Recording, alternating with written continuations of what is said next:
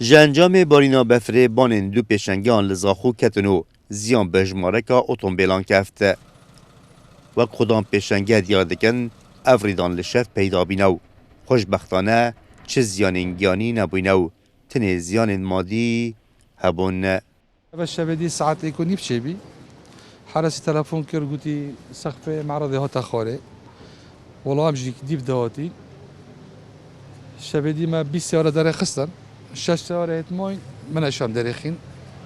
او قال عصبيين وزيان قال جاشتي وانا خذ زيانات ماجي تقريبا سه دفترها كان بترجي بدنا كنتنا دش فيديو من مول نفستي من حراسي تلفونه ما يكري ساعات اش دوزده حتى ايكي تقريبا ام بتعطينا فيري قلت سقفي كاتي ام بتعطين والله ما ساقري قال سوريت بارشقينا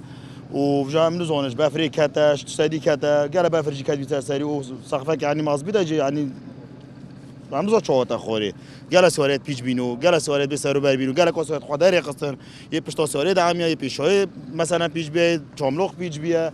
حماد برن سيناء جماعت سواريت ما قال که پیش بي خدانین وان اتومبیل و پیشنگان دیاد کن که زیانکا مادی آمازن پوان کفتیه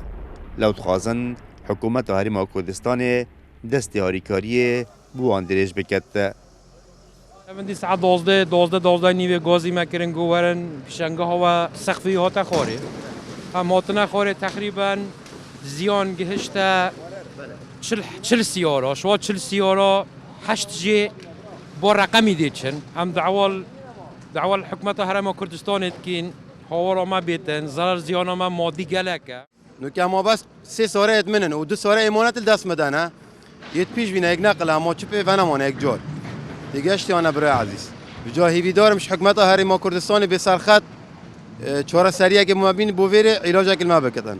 ام حمی فقین هاتین ویری بخواش شولت کن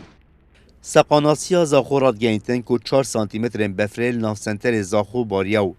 برگیری شهرستانی زاخو دیاد کتن کش انجام بارینا بفره افریدان پیدا بوینو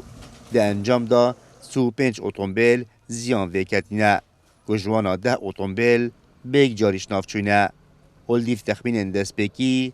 زیدتری 500,000 دلار زیان هبوینه. رعت عمر کرسات نیوز زاخو.